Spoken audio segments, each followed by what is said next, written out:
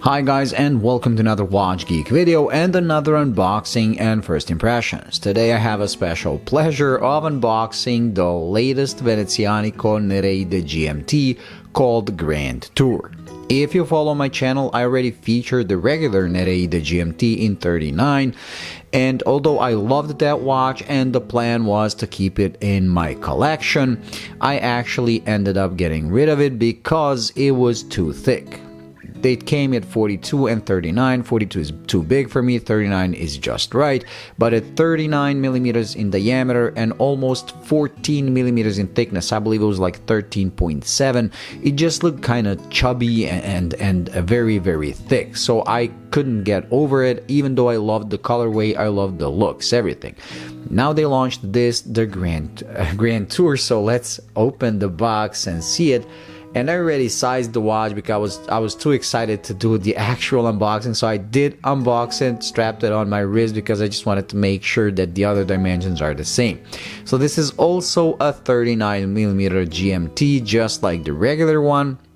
It also comes as a two-tone watch, but this time they did something different. The bezel is now made out of tungsten.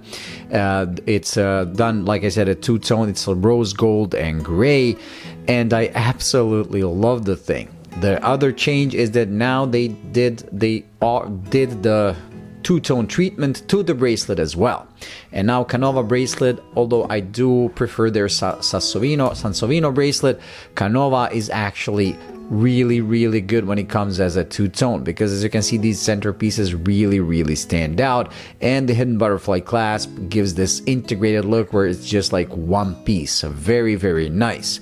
However, I know there are some drawbacks to this, like this thing being highly polished. It's probably gonna pick up scratches, and also the butterfly clasp, when you have this type of a clasp, but there is no way to put micro adjustment on it, so it's a bit of a draw of luck whether or not this is gonna fit your wrist. That's why I had to open it right away, try it before I even recorded the unboxing, and I can say luckily for my wrist this works. But the biggest change, other than the slight change in the colorway, and to be honest I actually prefer this one to the old one, is the movement shade. So now they went with the Miyota 9075, while before it used to have a Seiko NH34. The price has risen also by, I believe, like $200 or $300. So now this is like a $1,000 watch. That one was, I believe, like $600 or $700 watch. But trust me, it's worth it. Why? Because they managed to drop almost 2 millimeters compared to the old one. The old one, like I said, was 13.7. This one 11.9. That's also something that I did before I recorded this unboxing. I actually measured the watch, and you're gonna have the dimensions in the corner of the screen. So this being 39 by just under 47 and 11.9 millimeters thick, now it is a perfectly proportioned watch that really sits nice and low on wrist. Look at it. Look how these sides go slightly curved, just follows the contour of your wrist. This bracelet being very comfortable. It is an amazing watch. Comes with the GMT bezel, so it actually has like half-hour clicks, so it's actually 24 time zones, and it's bidirectional, and it's also one of the best bezel actions that I've actually felt when it comes to bidirectional bezels. It's not loud, but it's a very precise, very clicky, so it really like locks into place. There's literally no play whatsoever. So let me try it so you can see it. I don't know if the camera is going to pick it up, but for the full review I'll have the recorded sound and everything. Just I wish you could feel through the camera just how nice it like clicks into place.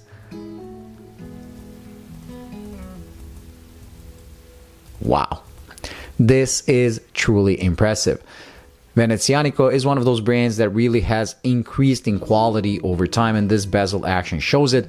The full review with macro shots is going to reveal whether or not the quality control underneath the crystal has also risen, but when I compare Venezianico watches that I reviewed recently compared to the ones from like a year or a year and a half ago, they have improved. They really have a lot less foreign materials. There are a lot less imperfections, because I usually, when I did their review, was like their watches their designs speak to me. They're kind of simple, timeless, there's no gimmicks, everything is as simple as possible, but they have their own twist to it. So it really is an excellent design, and they're one of the very few micro brands or brands, now they're like a full brand, that managed to develop their own design DNA, even though they've been on the market very shortly.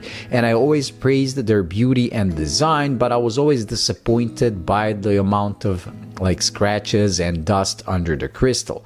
But now they actually upped the game, so all the recent Venezianicos that I reviewed in the last 6 months or up to a year have dramatically improved. So I really do hope it's the same case with this one, but for that we're gonna have to wait for the full review when I do the macro shots and everything. For now on, we're gonna put it on my wrist, even though I know it actually fits. We're gonna do a Lume shot, and that's gonna be it for today. Also, this tungsten bezel, like, I usually prefer ceramic, but in this case, tungsten simply works with this. Why? Because in this lighting, the gray dial appears slightly darker than it actually is, so the tungsten actually marries the silver of the case and the gray of the dial perfectly. If you had like a black ceramic bezel, I don't think it would work. And going with the two-tone theme, it really looks great. Everything is very shiny. The markers, the hands, everything reflects light, so the polished tungsten bezel goes with that as well. And one of the things that I forgot to mention that they improved over the last generation, I mean, not the last, they still produce it, but it's just a regular GMT, while this one is the more expensive Grand Tour GMT. It's the finish of the case. That one had like brushed sides and polished tops, and this one has brushed sides, brushed tops, and you just have this polished bevel separating the two. And this is exactly how I want my watches to be finished, because polished surfaces show scratches a lot easier than brushed ones. So like this, the watch is gonna look like new much longer. But in this case, I mean, I prefer the look as well, but in this case, given these polished parts, the rose gold parts connecting the bracelet, these are gonna get scratched up pretty bad, especially when it comes to me, because I always scratch up my watches.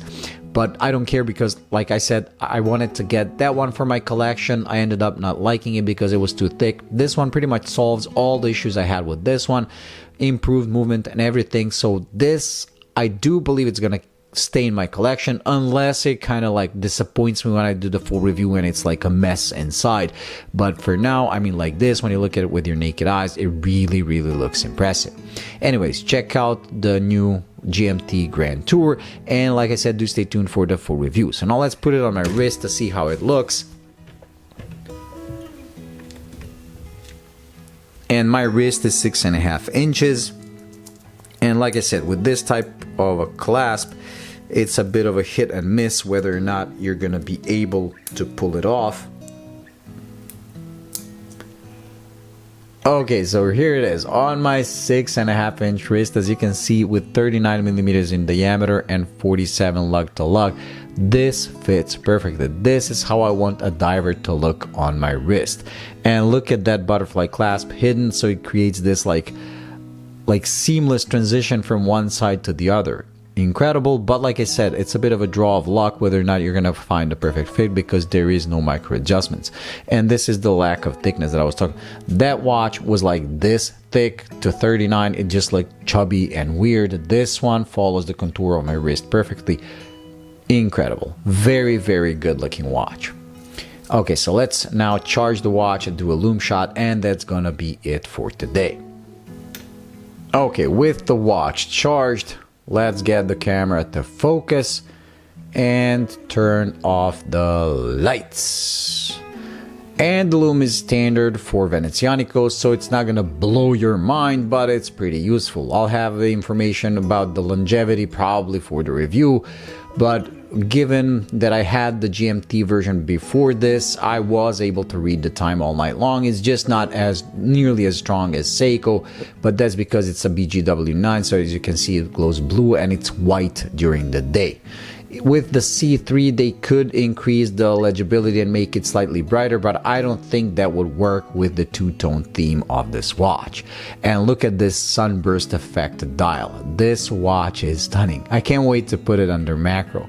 Very cool. And this tungsten bezel, like I said, as you can see, At some angles, it like matches the dial. At other angles, it matches the case. So it's like a perfect transition between the two. Very, very cool. Nice. Thank you for watching. I hope you enjoyed. If you did, please like and subscribe. And like I said, do stay tuned for the full review. Bye.